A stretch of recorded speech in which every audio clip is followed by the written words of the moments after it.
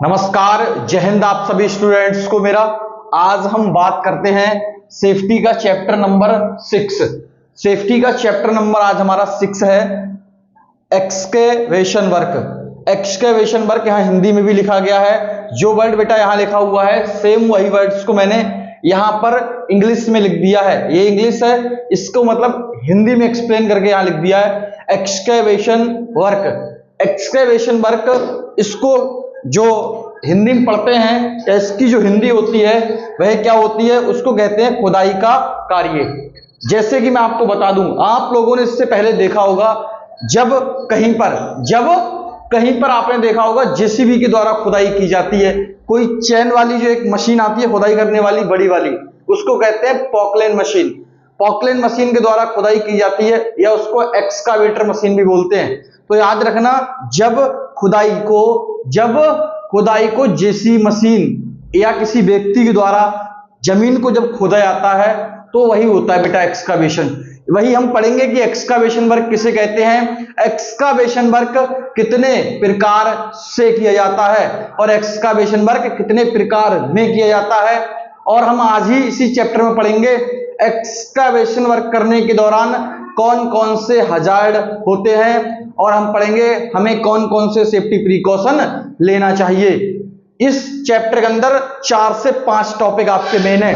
सबसे पहला तो कि भाई एक्सकावेशन वर्क किसे कहते हैं, दूसरा एक्सकावेशन वर्क करने के दौरान कौन कौन से हजार्ड होते हैं और एक्सकावेशन कितने शेप में किया जाता है, एक्सकावेशन वर्क कौन कौन सी चीजों से किया जाता है, एक्सकावेशन वर्क में सेफ्टी प्रिकॉशन कौन से होते हैं, उन सभी के बारे में आज हम टॉपिक की तरफ चलते हैं अपने। अब क्या है भाई, सेफ्टी का चैप्टर नंबर 6 है, ये आप ध्यान रखें। सेफ्टी का चैप्टर नंबर 6 अपनी कॉपी पे उतार लें। यहां से सेफ्टी का चैप्टर नंबर 6, भाई चैप्टर का नाम है एक्सकैवेशन वर्क। यहां लिखा हुआ है हिंदी में, इसको कैसे पढ़ेंगे, इसकी हिंदी होती है खुदाई का कार्य।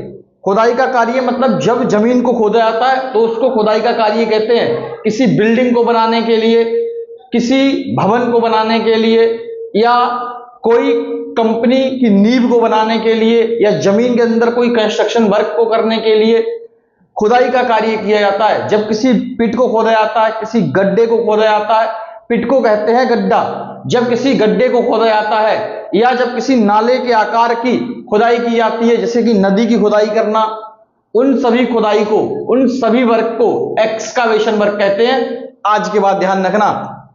चलो इसके बाद हम बात करते हैं अपने टॉपिक की तरफ। What is excavation work, what is excavation work. तो एक्सकावेशन वर्क मेरे प्यारे बच्चों क्या होता है भाई, खुदाई का कार्य किसे कहते हैं। लिखा हुआ है व्हाट इज एक्सकावेशन वर्क, मतलब इसका यह है कि खुदाई का कार्य किसे कहते हैं। तो खुदाई का कार्य किसे कहते हैं वो हम इस चैप्टर में पढ़ेंगे। तो खुदाई का कार्य किसे कहते हैं, मतलब खोदना किसे कहते हैं, शुद्ध अगर बात करी जाए तो किसे कहते हैं, जब पृथ्वी या जमीन की सतह को, जब पृथ्वी या जमीन की सतह मतलब सरफेस, जो सतह होती है, जो जमीन होती है, उसको खोदना।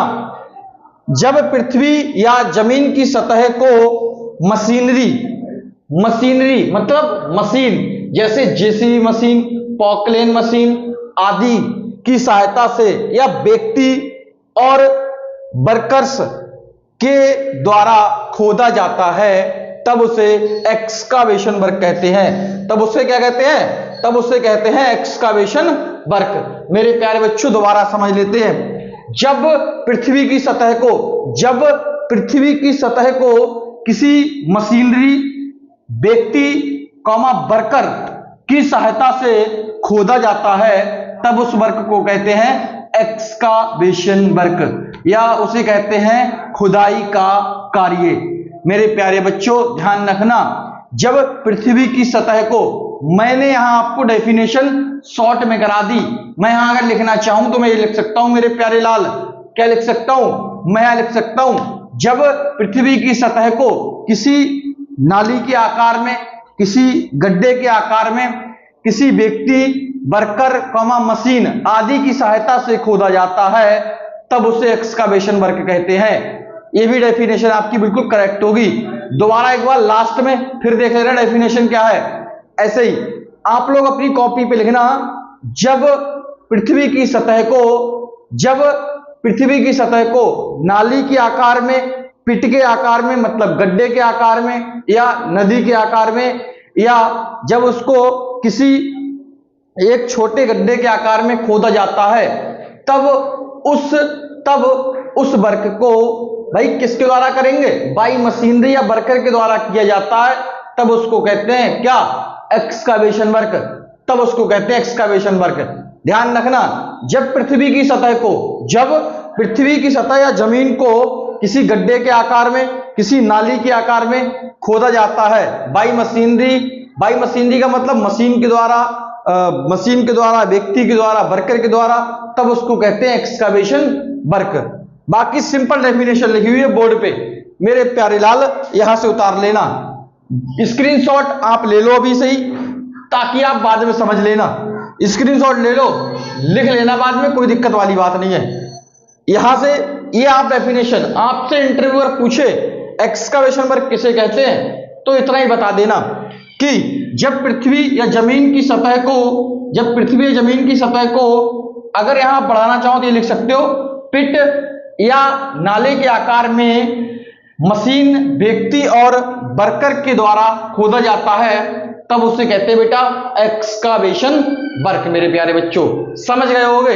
जब ध्यान रखना, जब पृथ्वी या जमीन को मशीन के द्वारा खोदेंगे, कोई गड्ढा खोदते हैं, कोई नाली टाइप में खोदते हैं, बड़ी सी नाला टाइप में बनाते हैं, तब उसको कहते हैं एक्सकावेशन वर्क। मेरे प्यारे बच्चों अब बढ़ते हैं आगे की तरफ। एक्सकावेशन वर्क कितने प्रकार से किया जाता है? एक्सकावेशन वर्क कितने प्रकार से किया जाता है? कितने प्रकार से किया जाता है मतलब एक्सकावेशन वर्क किन चीजों के द्वारा करेंगे हम? भाई किसी भी चीज के द्वारा करेंगे। अरे खुदाई हाथों से तो हो नहीं जाएगी, मशीन के द्वारा खोदना पड़ेगा। वर्कर्स अगर खोदेंगे या कोई व्यक्ति खुदाई करेगा, तो भाई किन चीजों के द्वारा खुदाई करता है वो हम पढ़ेंगे। तो मेरे प्यारे बच्चों एक्सकावेशन वर्क कितने प्रकार से किया जाता है, तो ध्यान रखना, इंटरव्यू को बता देना, एक्सकावेशन वर्क 2 प्रकार से किया जाता है। Number 1 by manually excavation work. By manually excavation work का शुद्ध यहां पे मैंने हिंदी लिख रखी है कि व्यक्ति या वर्कर के द्वारा किया जाने वाला excavation work by manually excavation work कहलाता है। जब किसी व्यक्ति द्वारा फावड़ा, कुदाल, गेती आदि की सहायता से जमीन को गड्ढे का आकार दिया जाता है या नाली के टाइप में जब खोदा जाता है, तब उस वर्क को कहते हैं बेटा मैनुअली एक्सकावेशन वर्क। याद रखना मेरे लाल। इसके बाद बाई मशीनरी एक्सकावेशन वर्क। मेरे प्यारे बच्चों बाई मशीनरी एक्सकावेशन वर्क किसे कहते हैं? भाई लिखा हुआ है मशीन के द्वारा किया जाने वाला एक्सकावेशन वर्क। जब खुदाई को जेसीबी मशीन, सभी जानते हैं जेसीबी मशीन क्या होती है, जो खुदाई करने वाली जमीन को खोदती है जो मशीन, उसे जेसीबी मशीन कहते हैं। उसी का दूसरा नाम है एक्सकावेटर मशीन। बोर्ड पे जगह है, लिख देता हूं मैं यहां। भाई जेसीबी कॉमा इसी का दूसरा नाम, जेसीबी मशीन का दूसरा नाम जो है इसको एक्सकावेटर कहते हैं। एक्सकावेटर मशीन क्या कहेंगे मेरे प्यारे बच्चों? एक्सकावेटर मशीन कहते हैं, मतलब खुदाई करने वाली मशीन। इसको कहते हैं खुदाई करने वाली मशीन, या इसी को कहते हैं एक्सकावेटर मशीन। तो भैया जब जेसीबी मशीन के द्वारा, या जो चैन वाली मशीन होती है जिसमें चैन लगी होती है, नीचे बड़ी सी मशीन होती है चारों तरफ घूम जाती है, उसको कहते हैं पॉकलेन। POCLAIN मेरे लाल, उसको कहते हैं पॉकलेन। क्या कहते हैं? उसको कहते हैं पॉकलेन। उसी का दूसरा नाम होता है हिटाची। क्या होता है? उसी का दूसरा नाम होता है हिटाची। उसी का दूसरा नाम है मेरे दोस्त, डरने की बात नहीं है। जेसीबी मशीन के द्वारा खुदाई की जाती है, या एक चैन वाली मशीन होती है खोदने वाली जो चारों तरफ घूमती है, जिसमें नीचे चैन वाले पहिए लगे होते हैं, उसको कहते हैं पॉकलेन या बोलते हैं हिटाची। इन्हीं 2 के द्वारा हमारे भारत में खुदाइयां की जाती हैं, बाकी और तीसरा कोई खोदने नहीं आता है, इसकी टेंशन ना लो। इसके बाद समझ लो, दोबारा समझ लेते हैं हम कि एक्सकावेशन वर्क कितने प्रकार से किया जाता है। तो ध्यान रखना, एक्सकावेशन वर्क 2 प्रकार से किया जाता है मेरे प्यारे बच्चों, बाई मैनुअली एक्सकावेशन वर्क और नंबर 2 होता है by machinery excavation work. Number 1 by manually excavation work, number 2 हो जाएगा बाई मशीनरी एक्सकावेशन वर्क। बेटा ध्यान रखना, बाई मैनुअली एक्सकावेशन वर्क को हिंदी में क्या कहते हैं भाई, व्यक्ति या वर्कर के द्वारा की जाने वाला एक्सकावेशन। व्यक्ति या वर्कर के द्वारा किए जाने वाला एक्सकावेशन मतलब खुदाई का कार्य, तो वो कहलाता है बेटा कौन सा, बाई मैनुअली एक्सकावेशन वर्क। याद रखना, जब मशीन के द्वारा की जाने वाला एक्सकावेशन, मशीन के द्वारा किया जाने वाला एक्सकावेशन या मशीन के द्वारा की जाने वाली, हिंदी में बात करें खुदाई, जिसको कहते हैं बाई मशीनरी एक्सकावेशन वर्क। तो कोई दिक्कत यहां तक नहीं होनी चाहिए भाई। खुदाई जो होती 2 तरीकों से की जाएगी, एक तो व्यक्ति या वर्कर करेंगे फावड़ा या कुदाल या गेती की सहायता से, और अगर मशीन के द्वारा वो खुदाई की जाएगी, जब पृथ्वी की सतह को, किसी गड्ढे को मशीन के द्वारा खोदा जाएगा, तब उसको कह देंगे बाई मशीनरी एक्सकावेशन वर्क। और खुदाई करने वाली जो मशीनें होती हैं उनका नाम लिख दिया मैंने यहाँ, जेसी मशीन कहते हैं उसको, एक्सकावेटर मशीन भी कहते हैं, पॉकलेन मतलब चैन वाली मशीन जिसमें चैन वाले पहिए लगे होते हैं, चारों तरफ घूम जाती है, और उसी को दूसरा नाम है हिटाची। क्या है, हिटाची। मेरे बच्चों आगे बढ़ते हैं बहुत ही शानदार तरीके से। क्या लिखा हुआ है कि एक्सकावेशन वर्क किसे कहते हैं भाई, सॉरी, एक्सकावेशन वर्क कितने शेप या आकार में किया जाता है। कहने का मतलब है खुदाई करने का भी एक आकार होता है। अगर हम खुदाई को आकार से करेंगे मतलब किसी शेप में करेंगे, तो कोई भी साइड पे कोई एक्सीडेंट, कोई इंसिडेंट या कोई दुर्घटना नहीं होगी। आप लोगों ने देखा होगा खुदाई करने के दौरान, कभी कभी देखा होगा मशीनें उसी जिस चीज को खोद रही हैं, अगर कोई वह गड्ढा खोद रही है या जिसको पिट कहते हैं, अगर वह कोई पिट खोद रही हैं तो उसी पिट के अंदर गिर जाती हैं। आप लोगों ने देखा होगा वो उसी पिट के अंदर पलट जाती हैं। मिट्टी भड़बड़ा के, मतलब उसको भड़बड़ा के जो मिट्टी गिर जाती है उसको इंग्लिश में कहते हैं कोलैप्स होना। सॉइल कोलैप्स हो गई मतलब मिट्टी ढह गई। जब मिट्टी, कभी कभी देखा है खुदाई करते करते मिट्टी ढह जाती है, पानी में खुदाई करते हैं लोग, तो वह खुदाई को बेटा वह एक्सकावेशन वर्क कैसे हमें करना चाहिए, तब साइड में एक्सीडेंट नहीं होगा मेरे लाल, क्योंकि हम पढ़ रहे हैं सेफ्टी।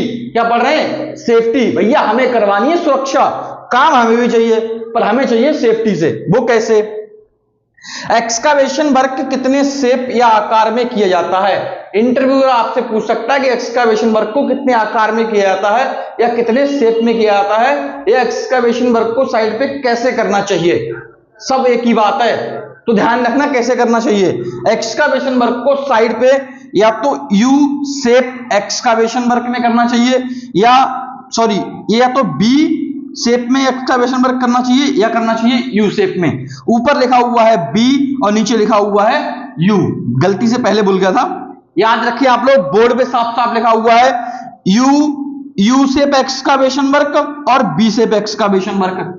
बी ऊपर वाली वी बनी हुई है, वी चूल्हे वाली वी, ऊपर वाली चूल्हे वाली वी बनी हुई है और नीचे वाला बना हुआ है यू। जब एक्सकावेशन वर्क बी शेप में करना चाहिए या एक्सकावेशन वर्क यू शेप में करना चाहिए। एक्सकावेशन वर्क को 2 आकार में करना चाहिए, नंबर 1 बी शेप और number 2 U shape. Number 1 V shape, number 2 U shape. Excavation work यहां लिखा हुआ भी है, बी आकार की खुदाई और यू आकार की खुदाई। डैश डैश का मतलब होता है सेम, वही बात नीचे लिखनी थी। समझ गए क्लियर तरीके से, उम्मीद करता हूं समझ गए होगे। अब समझा देता हूं बी शेप और यू शेप क्यों करनी चाहिए। जैसे कि मान लीजिए अगर मुझे कोई जगह खोदनी है, बोर्ड पे देखते रहना मेरे लाल ध्यान से, वीडियो में ध्यान से देखना, पल्ले तभी पड़ेगी न वरना ऊपर से गुजर जाएगा। याद रखना, ध्यान से पढ़ना, जितनी ध्यान से रील देखते हो में इतनी ध्यान से वीडियो देखना। क्या है ये, देखो मान लो मुझे ये एक जगह है जहां पे खुदाई करनी है। अब मुझे मैं अगर बी शेप में खुदाई करता हूं तो इसको कहते हैं स्लोप में खुदाई करना। क्या कहते हैं, स्लोप का मतलब होता है हिंदी में बेटा ढलान। क्या होता है, ढलान। ढलान भाई ये ढा से ढक्कन वाला ढा है, ढा ऐसे वाला ढा है, ये ढा से ढक्कन वाला ढा, ला लापिया का डंडा और ना ढलान, SLOPE स्लोप। स्लोप माने होता है ढलान। जब खुदाई को ढलान में किया जाता है मेरे लाल, तब उसको कहते हैं क्या, तब उसको कहते हैं मेरे लाल बी शेप एक्सकावेशन वर्क।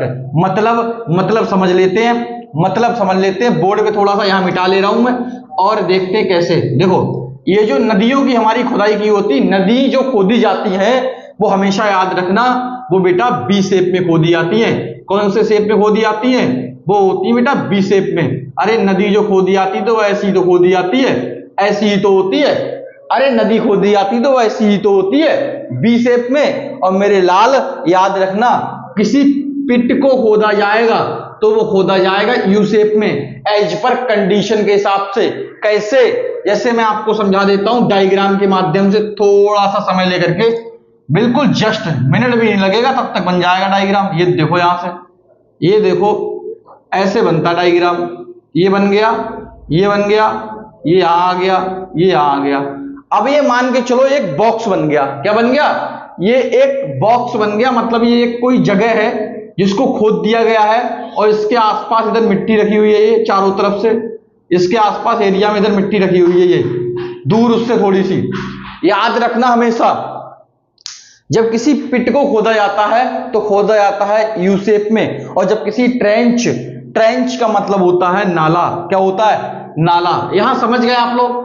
कोई दिक्कत वाली बात नहीं, मिटाना पड़ेगा मेरे लाल, बोर्ड पे जगह है नहीं और दोबारा समझाना इसलिए मिटा नहीं रहा हूं मैं।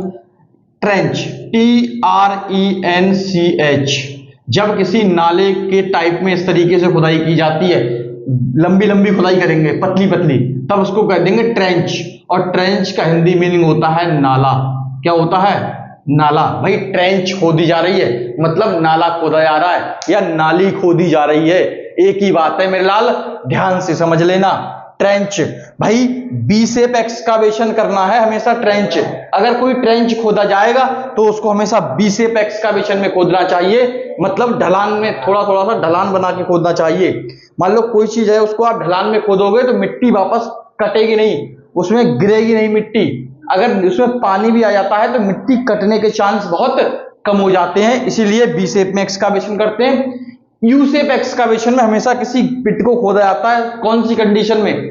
जब मिट्टी हार्ड होगी तब, हार्ड रॉक होगी मतलब हार्ड चट्टान वाली मिट्टी आ जाएगी या मिट्टी कठोर आ जाएगी थोड़ी सी। जब मिट्टी हार्ड होगी मेरे प्यारे बच्चों, ध्यान रखना, तब एक्सकावेशन को करते हैं यू शेप में। और जब मिट्टी कैसी होगी? थोड़ी सी लूज होगी, तब एक्सकावेशन को करेंगे बी शेप में। कौन से शेप में? बी शेप में। ध्यान रखना ये चीज, आप बहुत ही सिंपल तरीके से मैंने आपको बता दी। यू शेप एक्सकावेशन, पिट जो खोदा जाता है, गड्ढे को हमेशा यू शेप में खोदना है। मिट्टी अगर हार्ड हो तब, और हार्ड अगर नहीं है तो हमेशा बी शेप में ही खोदना। मतलब एक तरफ से खोदते हुए ले जाना, फिर दूसरी तरफ से, जैसे कि मान लो ये एक जगह है कोई, यहां मुझे अगर खुदाई करनी है तो ऐसे खोदते हुए लेके आना, ऐसे ढलान के टाइप में, ढलान के टाइप में, मतलब इधर से खोदना, इधर से भी, उधर से ढलान खोदना, यहां से खोदना स्टार्ट करना है, ना कि डायरेक्ट यहां से स्टार्ट करना है। भाई मशीन क्या करती है? बीचों बीच खोदना स्टार्ट करती है। बीचों बीच खुदाई नहीं करनी चाहिए, खोदना चाहिए तो शुरू से बिल्कुल थोड़ी थोड़ी मिट्टी हटानी चाहिए ताकि कोई हादसा ना हो, मशीन इसमें गिरे ना, इसमें पलटे ना, तो आसानी से खुदाई वहां पे हो जाती है। मेरे प्यारे बच्चों फोटो दिखा दूंगा, चिंता मत करो, फोटो दिखा दूंगा एक्सकावेशन वर्क के कि कैसे करते हैं खुदाई, समझ गए होगे बहुत आसानी से। बहुत छोटी सी लाइन में समझ लेते हैं। What is excavation work? Excavation work किसे कहते हैं? तो ध्यान रखना, खुदाई का कार्य किसे कहते हैं? तो ध्यान रखना, जब पृथ्वी की सतह को किसी गड्ढे में, किसी गड्ढे के आकार में या नाली के आकार में मशीन कॉमा वर्कर कॉमा व्यक्ति के द्वारा खोदा जाता है, तब उस वर्क को कहते हैं एक्सकावेशन वर्क। और मेरे प्यारे बच्चों ध्यान रखना, एक्सकावेशन वर्क कितने प्रकार से किया जाता है? तो ध्यान रखना, एक्सकावेशन वर्क दो प्रकार से किया जाता है। नंबर एक बाई मैनुअली एक्सकावेशन वर्क, और नंबर दो बाई मशीनरी एक्सकावेशन वर्क। वह खुदाई जो व्यक्ति या वर्कर के द्वारा फावड़ा, कुदाल, गेती आदि की सहायता से जमीन को खोदा जाता है, उसे कहते हैं बाई मैनुअली एक्सकावेशन वर्क। और ध्यान रखना, जब पृथ्वी की सतह को मशीन की सहायता से खोदा जाएगा, जेसीबी मशीन, पॉपुलर मशीन की सहायता से, तब उसको कह देते हैं बाई मशीनरी एक्सकावेशन वर्क। याद रखना मेरे प्यारे बच्चों। इसके बाद एक्सकावेशन वर्क कितने शेप या आकार में किया जाता है, तो बेटा ध्यान रखना एक्सकावेशन वर्क मेरे प्यारे बच्चों 2 आकार में किया जाता है। Number 1 V shape excavation work और ये होता है यू शेप एक्सकावेशन वर्क। याद रखना कोई पतली पतली नाली अगर खोदनी हो तो हमेशा बी शेप में करना और यू शेप में हमेशा गड्ढे को खोदा जाता है। फिर भी अगर आपको किसी पिट को खोदना है, मतलब गड्ढे को खोदना है, तब क्या करना है, हमेशा स्लोप बना करके ही फिर खोदना चाहिए, तब वहां पे मिट्टी पिट के अंदर वापस बहती नहीं है। मेरे प्यारे बच्चों यहां से ध्यान रखना, ये हमें साइड पे क्या करना है, साइड पे हमें ये ध्यान रखना है कि वहां पे जो वर्कर खुदाई कर रहे हैं या जो ड्राइवर जेसीबी का खुदाई करता है उसको हम समझा देते हैं कि इस खुदाई को आप बी शेप में खोदें या स्लोप में खोदें। यू शेप का मतलब है उसको बताना है पिट की मिट्टी अगर वहां पे हार्ड है, रेतीली मिट्टी नहीं है, थोड़ी मिट्टी हार्ड है कि जैसा आपने खोद दिया वैसी ही है, बिल्कुल वो ढह नहीं रही है, पिट के अंदर गिर नहीं रही है, तो ध्यान रखना हमेशा मिट्टी को मेरे लाल पिट को खोदते समय यू शेप में ही खोदना है। अगर मिट्टी हार्ड है तो, और हार्ड नहीं है तो स्लोप में खुदवा देना बी शेप में, कोई दिक्कत वाली बात नहीं है। बी शेप की तरह बन जाए गड्ढा, कोई दिक्कत नहीं है। गड्ढे को बी शेप में कब बनेगा, जब स्लोप खुदाई होगी, ढलान में खुदाई होते हुए चली जाएगी, ढलान बनते हुए चला आएगा पिट के अंदर, तो मिट्टी वापस पिट के अंदर नहीं गिरेगी। और याद रखना मिट्टी को पिट से हमेशा 1.5 मीटर से अधिक दूरी पर ही रखना चाहिए, वह सेफ डिस्टेंस होता है। अभी हम आगे पढ़ेंगे हजार्ड बहुत ही शानदार तरीके से कि एक्सकावेशन वर्क करने के दौरान कौन कौन से हजार्ड होते हैं मेरे लाल। एक्सकावेशन वर्क करने के दौरान कौन कौन से हजार्ड होते हैं, तो याद रखें एक्सकावेशन वर्क करने के दौरान कौन कौन से हजार्ड होते हैं। जैसा कि बोर्ड पे आप देख रहे हैं, आपको इससे पहले हमने पढ़ लिया था कि एक्सकावेशन वर्क कितने प्रकार से किया जाता है, ये सारी चीजें हमने पढ़ ली। अब हमारी कहां से कहानी स्टार्ट हो रही है, अब स्टार्ट हो रही बेटा what are the hazard during excavation work, मतलब एक्सकावेशन वर्क करने के दौरान साइट पर कौन कौन से खतरे होते हैं। एक्सकावेशन करने के दौरान या खुदाई करने के दौरान कौन कौन से खतरे होते हैं, तो ध्यान रखना बेटा साइट पर खुदाई करने के दौरान कौन कौन से खतरे होते हैं, ये आपको बोर्ड पे लिखवाए गए हैं बेटा, साफ साफ लिखे हुए हैं।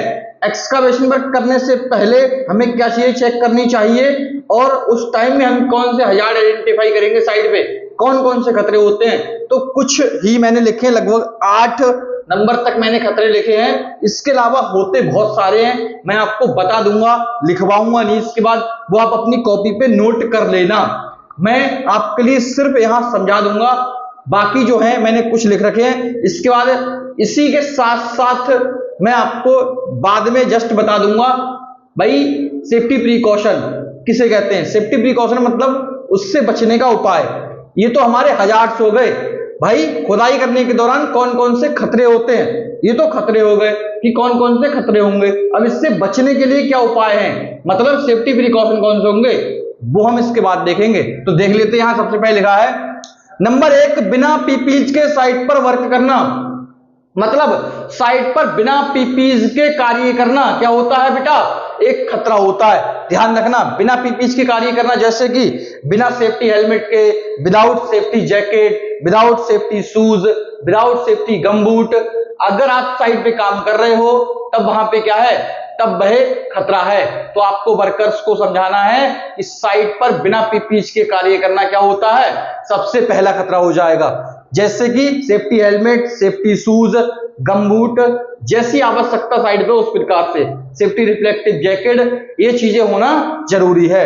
इसके बाद में underground utilities, number 2 underground utilities, जैसे मैंने शुद्ध हिंदी इसकी लिख रखी है बेटा, भूमिगत उपयोगिताएं जो जमीन के अंदर होती हैं। भाई कहीं खुदाई करने से पहले अरे हमें ये देखना होगा नहीं होगा जमीन के अंदर कि जहां हम खुदाई करने वाले हैं यहां कोई गैस की पाइपलाइन तो नहीं गुजर रही है, यहां से कोई बेटा, यहां से मेरे लाल, यहां से कोई इलेक्ट्रिकल पावर की लाइन तो नहीं गुजर रही है, यहां से कोई तेल की पाइपलाइन तो नहीं गुजर रही है, यहां से कोई मोबाइल की केबल तो नहीं गुजर रही है, ताकि कोई नुकसान ना हो। मेरे बच्चों ध्यान रखना, ज्यादातर आजकल आपने देखा होगा सारी चीजें ग्राउंड में धरती के नीचे से गुजारी जा रही हैं, चाहे वह वाटर की पाइपलाइन हो गई, चाहे वह गैस की पाइपलाइन हो गई, चाहे वह सीवर पाइपलाइन हो गई, सीवेज मतलब नाला, गंदा नाला जो बहता है वो भी जमीन के अंदर से बहता है। भाई इलेक्ट्रिकल केबल को आजकल अंडरग्राउंड डाला जा रहा है, भाई मोबाइल केबल्स को भी अंडरग्राउंड ही डाला जा रहा है। तो जब हम कहीं पे एक्सकावेशन स्टार्ट करते हैं या जब हमारी कंपनी कहीं एक्सकावेशन स्टार्ट करेगी, खुदाई का काम स्टार्ट करेगी, तो ध्यान रखना सबसे पहली चीज तो वर्कर्स के पास प्रॉपर पीपीई होने चाहिए, और नंबर 2 मेरे प्यारे बच्चों ध्यान रखना अंडरग्राउंड यूटिलिटीज, मतलब उस जगह पर जमीन के अंदर क्या क्या चीजें हैं वो हमें चेक करनी पड़ेंगी। मेरे लाल ये दूसरा हजार्ड हो गया, अगर ये है तो ये खतरा है, क्योंकि खुदाई करते समय पानी की पाइपलाइन फूट सकती है, हो सकता है गैस की पाइपलाइन फूट सकती है, बहुत बड़ा हादसा हो सकता है।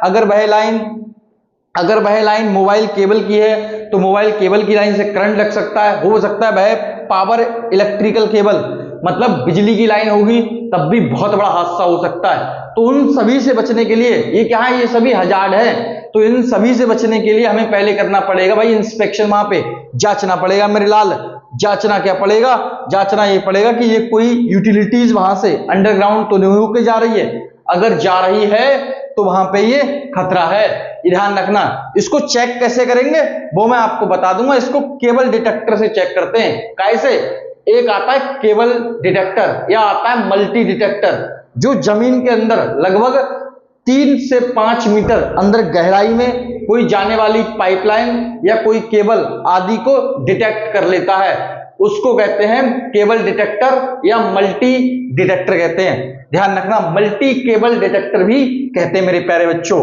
इसके बाद नंबर 3 अगर बात करी जाए ओवरहेड केबल्स, अगर कहीं खुदाई करने वाले हैं हम तो हमें वहां पे देखना पड़ेगा बेटा कि कोई ओवरहेड इलेक्ट्रिकल केबल तो नहीं जा रही, कोई मोबाइल की केबल तो वहां से नहीं गुजर रही है, कोई बिजली की लाइन तो नहीं गुजर रही है। अगर बेटा गुजर रही होगी तो वह क्या है, एक खतरा है, उसको भाई सेफ डिस्टेंस देख के काम करवाना पड़ेगा आपको।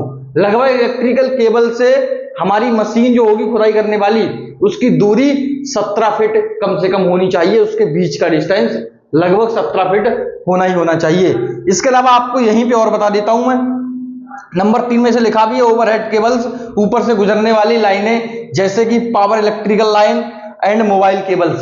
और ध्यान रखना है नंबर 4 अगर बात करी जाए तो नंबर 4 क्या होगा भाई, साइड पे हो सकता है आसपास पेड़ पौधे हो, बड़े बड़े पेड़ पौधे अगर साइड पे होंगे जहां आपको खुदाई करनी है, वहां अगर बड़े बड़े पेड़ पौधे हैं तो वो भी एक क्या है, वो भी एक खतरा है। बड़े बड़े पेड़ पौधों का होना, घरों का होना, आपने देखा होगा जब कोई रोड बनाया जाता है या कोई जब बिल्डिंग सरकार बनाती है तो वहां से घर हटा देती है, वहां से पेड़ पौधे हटा देती है, ताकि कोई असुरक्षित घटना ना हो जाए, कोई एक्सीडेंट ना घट जाए, इसीलिए वहां से उन सारी चीजों को हटा दिया जाता है, तो वो भी एक खतरा होते हैं। इसके बाद याद रखना नंबर 4 मिट्टी को पिट से सुरक्षित दूरी मतलब सेफ डिस्टेंस। बेटा ध्यान रखना मिट्टी को पिट मतलब गड्ढे से सुरक्षित दूरी मतलब सेफ डिस्टेंस पर ना रखना, ये बेटा सेफ डिस्टेंस को हिंदी में कहते हैं सुरक्षित दूरी। मिट्टी को पिट के किनारे से, मिट्टी को पिट के किनारे से, मान लीजिए पिट है तो इसके किनारे से, ये किनारा होता है पिट का, तो इसके किनारे से सुरक्षित दूरी पे ना रखना, मतलब मिट्टी को बिल्कुल किनारे पे अगर आप रख दोगे तो क्या होगा, मिट्टी भाई उसमें गिर जाएगी वापस। हो सकता है मिट्टी ज्यादा रख दी तो उसके वजन के कारण मिट्टी भरभरा के उसी अंदर गिर जाए, कोलैप्स हो जाए, तो वो एक खतरा हो जाएगा। तो मिट्टी को हमेशा 1.5 मीटर से अधिक दूर रखना है। कहने का मतलब है कि अगर ये पिट का अगर किनारा है तो यहां से 1.5 मीटर दूर मतलब यहां पे मिट्टी को रखना है, इसमें से खोद के निकाल के और मिट्टी को 1.5 मीटर दूर रखना चाहिए, याद रखना मेरे प्यारे बच्चों। इसके बाद मेन मटेरियल मशीन का पिट के किनारे से सेफ डिस्टेंस मेंटेन ना करना, मतलब मेन मतलब इस साइड पे जो व्यक्ति काम कर रहे हैं जो उन्होंने मटेरियल रखा हुआ है काम करने के लिए, और मशीन जो होती है वह सभी चीजें ये पिट के किनारे से 1.5 मीटर दूर होनी चाहिए। क्यों होनी चाहिए? ये लिखा हुआ भी है, पिट के किनारे से सेफ डिस्टेंस मेंटेन ना करना, मतलब सुरक्षित दूरी बनाए नहीं रखेंगे अगर वो, तो बेटा कोई घटना हो सकती। कोई व्यक्ति पिट के, अगर यहाँ किनारे पे खड़ा हुआ है, व्यक्ति पिट के अंदर गिर जाएगा, हो सकता है मिट्टी ढहे उसके साथ गिर जाए, वो मिट्टी में दब जाए, या कोई मटेरियल रखा हो उसकी वजह से वो दब जाए। तो याद रखना ये सारी चीजें, मशीन अगर पिट के किनारे पे बिल्कुल खुदाई कर रही है तो मशीन पिट के अंदर पलट सकती है, तो इसलिए सेफ डिस्टेंस दूरी जो है वह 1.5 मीटर होनी चाहिए। तो याद रखना भाई मैन मटेरियल ऑफ मशीन अगर पिट के किनारे पे है तो वो भी एक क्या है, खतरा है। इसके बाद में साइट पर बायोलॉजिकल हजार्ड का होना, वो भी क्या है, एक हजार्ड हो जाएगा, एक एक्सकावेशन वाला खतरा हो जाएगा। जैसे हो सकता है जहां आप खुदाई करो भाई वहां जमीन के अंदर सांप आदि निकल आए, देखा होगा आपने सांप निकलते हैं खुदाई के दौरान, हो सकता है वहां सांप निकल आए, हो सकता है वहां कोई एनिमल कोई जानवर हो, वो भी एक बायोलॉजिकल खतरा हो जाएगा। खराब मौसम में काम करना, जैसे बारिश के मौसम में आप अगर काम कर रहे हो तो वही सभी हो जाएंगे आपके बायोलॉजिकल हजार्ड मेरे प्यारे बच्चों, याद रखना। इसके बाद टॉक्सिक गैसेस वहां हो सकती हैं, भाई ये भी एक खतरा है। साइड पे हो सकता है वहां टॉक्सिक गैसेस हो, खतरनाक गैसें निकल आए, कोई खुदाई करने के दौरान खतरनाक गैसें निकल आए जो व्यक्ति को सांस लेने में दिक्कत पैदा करने लगे, तो उनको कहते हैं टॉक्सिक गैसेस, याद रखना। या डस्ट एक्सप्लोजन, खुदाई करने के दौरान बहुत ज्यादा धूल का उड़ना, साइड पे मिट्टी मिट्टी हो जाना, वो भी क्या है, एक खतरा होता है। इससे व्यक्ति के अंदर मिट्टी जाती रहती है, उसको दमा हो सकता है, उसको खांसी हो सकती है, उसके फेफड़ों में जम सकती है, गला खराब हो सकता है उसका, ये दिक्कतें हो सकती हैं। टॉक्सिक गैसेस मतलब जहरीली गैसें वहां हो सकती हैं। जहरीली गैसें ऐसे खुदाई करते टाइम कोई ऐसी गैसें निकल आए जो व्यक्ति को सांस लेने में दिक्कत कर दे, सफोकेशन होने लगे, दम घुटने लगे व्यक्ति का, ये सभी क्या होते हैं, खतरे होते हैं एक्सकावेशन वर्क करने के दौरान। इसका लिखा हुआ है जेसीबी मशीन की कंडीशन ठीक ना होना। तो जेसीबी मशीन की कंडीशन का ठीक ना होना मतलब हो सकता है भैया जेसीबी मशीन की कंडीशन अगर ठीक नहीं होगी तो वो भी एक खतरा है। पता लगा मशीन में से वहां खुदाई हो रही है और वहां उसमें से इंजन लपट फेंक रहा है, इंजन में से आग निकल रही है, उसके ना तो उसका जो जेसीबी मशीन है उसमें ना तो कोई हॉर्न बोल रहा है, ना आगे की तरफ वाला हॉर्न बोल रहा है, ना पीछे की तरफ, मतलब ना फ्रंट हॉर्न ना बैक हॉर्न उसका काम कर रहा है, ना ही उसमें कोई लाइटें हैं, ना ही उसकी बैटरी ढंग की है, ना ही उसमें केबिन अच्छा है, उसका शीशे सब टूटे हुए हैं। तो वह सब क्या है, वह है कि मशीन का खराब होना, वो भी क्या है, एक खतरा है। इसके अलावा मैं आपको समझा दूं भाई ड्राइवर का अंडर एज होना। अगर ड्राइवर वहां खुदाई कर रहा है, अगर उसकी एज 21 साल से कम है तो भी एक खतरा है।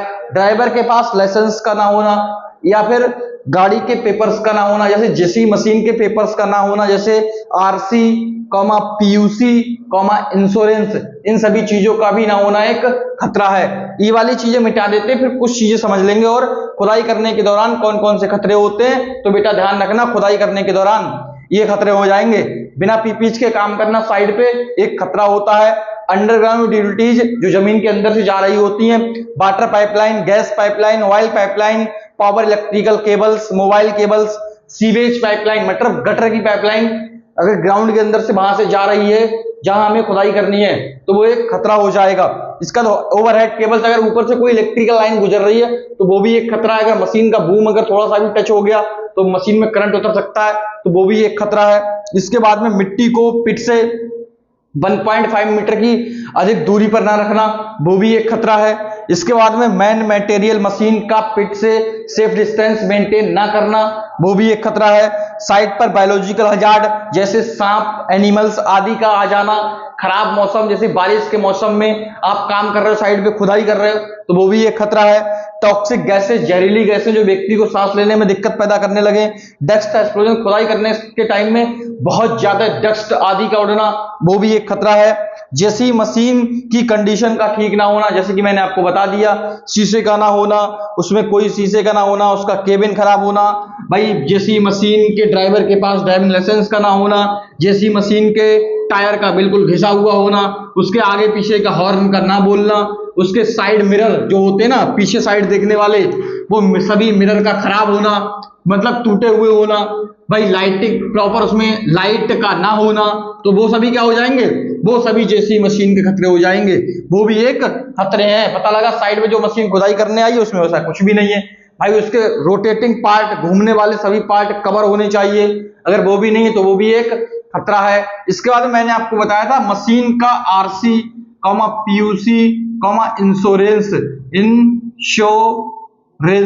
इंश्योरेंस यहाँ ASSURANCE हो सकता है आपको इस प्रकार से लिखा हुआ मिल जाए या इस प्रकार से, बात एक ही है। तो गाड़ी का इतने सारे पेपर्स होने चाहिए, एक तो fitness certificate, fitness FITTNESS fitness certificate, भाई गाड़ी के इतने सारे कागज होने चाहिए, मतलब जेसी मशीन के आरसी, पीयूसी, इंश्योरेंस और फिटनेस सर्टिफिकेट, ये अगर डॉक्यूमेंट नहीं है तो इसका मतलब है भैया गाड़ी फर्जी है, काम की नहीं है, वो भी एक खतरा साइड पे है। आरसी का मतलब होता है रजिस्ट्रेशन सर्टिफिकेट, आरसी को कहते हैं रजिस्ट्रेशन सर्टिफिकेट। और मेरे लाल याद रखना, पीयूसी का मतलब होता है पॉल्यूशन अंडर कंट्रोल, इसे कहते हैं पॉल्यूशन अंडर कंट्रोल, पीयूसी। तो ध्यान रखना, आरसी का मतलब होता है रजिस्ट्रेशन सर्टिफिकेट, पीयूसी का मतलब होता है पॉल्यूशन अंडर कंट्रोल। मेरे प्यारे बच्चों याद रखना, इतनी सारी चीजें साइड पे होनी चाहिए, बाकी और भी बहुत सारे हजार्ड होते हैं एक्सकावेशन साइड पे, जैसे खुले हुए पिट का छोड़ देना, हो सकता है साइड पे आपने क्या किया, एक्सकावेशन वर्क करते समय आपने कोई खुला हुआ गड्ढा छोड़ दिया, या आपने प्रॉपर वेरिफिकेशन साइड पे ना करना, साइड पे पोस्टर बैनर का ना होना, भाई लोगों को कैसे पता लगेगा क्या दर्शा रहा है, तो ये सारी चीजों का भी ना होना क्या है, एक खतरा है मेरे प्यारे बच्चों। इसके बाद मैंने आपको बता दिया इन सभी से बचना कैसे है। जैसे कि सबसे पहले बता दूं सेफ्टी प्रिकॉशन क्या लेना है, भाई याद रखना सभी वर्कर्स प्रॉपर पीपीई में होने चाहिए। नेक्स्ट आप इसके बाद हेडिंग डाल लेना सेफ्टी प्रिकॉशन, ये आपके लिए मैंने लिखवा दिए, बहुत है, ये हजार तो बहुत है, मैं आपको बहुत सारे लिखा दूंगा, पर ज्यादा लिखाने से कोई मतलब है नहीं, जो मेन थे वो मैंने आपको बता दिए। एक्सकवेशन साइड पे ध्यान रखना, कोई भी बैड हाउसकीपिंग नहीं होनी चाहिए, या अगला हजार हो सकता है बैड हाउसकीपिंग, साइड पे एक बैड हाउसकीपिंग का होना, जैसे कोई मटेरियल इधर फैला पड़ा है, कोई उधर फैला पड़ा है, आने जाने के रास्ते नहीं है, तो वो भी एक खतरा है। आप याद रखना एक्सकावेशन साइड पे बहुत सारे खतरे होते हैं, जो मैंने अभी आपको पढ़ाए थे, ये मेन खतरे हो गए, इसके अलावा हैं बहुत सारे, पर हमने मेन पढ़ लिए, ये बहुत है। इसके अलावा याद रखना, अब हम यहाँ पे नेक्स्ट हेडिंग डाल लेंगे, what are the safety precaution, क्या डाल लेंगे, what are the safety precaution. Safety precaution को हिंदी में कहते हैं सुरक्षा उपाय। मेरे प्यारे बच्चों यहां से डाल लेना बेटा अपनी कॉपी में, सेफ्टी प्रिकॉशन सुरक्षा उपाय, what are the safety precaution during excavation work, यहां लिख लेना during DURING during excavation work, मतलब खुदाई, मैं लिख ही देता हूं, खुदाई करने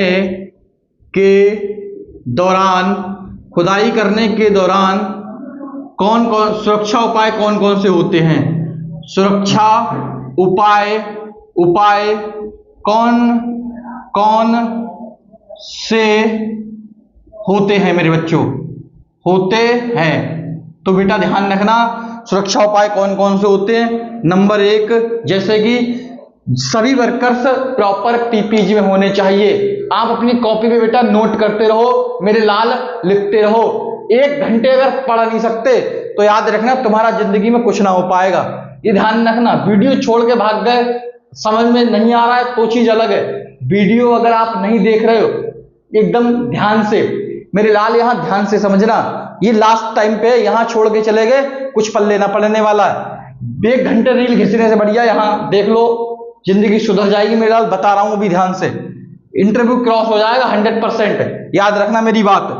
नंबर पहला लिख लेना, खुदाई करने के दौरान कौन कौन से सुरक्षा उपाय होते हैं, सुरक्षा उपाय कौन कौन से होते हैं, तो ध्यान रखना। नंबर 1 पहला सेफ्टी प्रिकॉशन, साइड पे काम करने वाले सभी वर्कर्स प्रॉपर पीपीज में होने चाहिए। काम करने वाले सभी वर्कर्स प्रॉपर पीपीज में होने चाहिए। पीपीज वाला चैप्टर ऑलरेडी पहले पढ़ा चुका हूं, जिसने हमारी पहले वीडियो देखी होगी वह जानता है कि सेफ्टी के पीपीज किसे कहते हैं और पीपीज कौन कौन से होते हैं। तो सबसे पहली सभी वर्कर्स के पास, साइट पे काम करने वाले सभी वर्कर्स के पास प्रॉपर पीपीई होने चाहिए।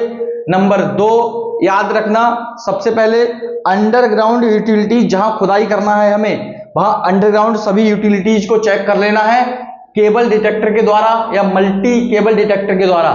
इसके बाद में ओवरहेड केबल्स जैसे power electrical line, mobile cables आदि को चेक कर लेना है मेरे प्यारे बच्चों, ये ध्यान रखना है। इसके बाद में नंबर 4 कौन सा भाई, मिट्टी को पिट के किनारे से हमेशा सेफ डिस्टेंस पर ही रखना चाहिए। मिट्टी को पिट के किनारे से हमेशा 1.5 मीटर से अधिक दूर ही रखना है, ध्यान रखना है। मैन मटेरियल कॉमा मशीन को भी पिट के किनारे से हमेशा 1.5 मीटर दूरी पर ही रखना चाहिए या रहना चाहिए। इसके बाद याद रखना, पिट के किनारे पर कभी भी कोई मटेरियल ला करके वहां ना रखें, जैसे कि पाइप आदि कोई भारी वजन वाली चीज को पिट के किनारे पे लाके ना रखें, नहीं तो हो सकता है मिट्टी कोलैप्स होकर गिर जाए। नेक्स्ट, मिट्टी को ध्यान रखना, मिट्टी को 1.5 मीटर से अधिक दूरी पर ही रखना चाहिए। नेक्स्ट, साइड पर गुड हाउसकीपिंग होनी चाहिए, कहने का मतलब साइड पर आने जाने वाले रास्ते साफ होने चाहिए।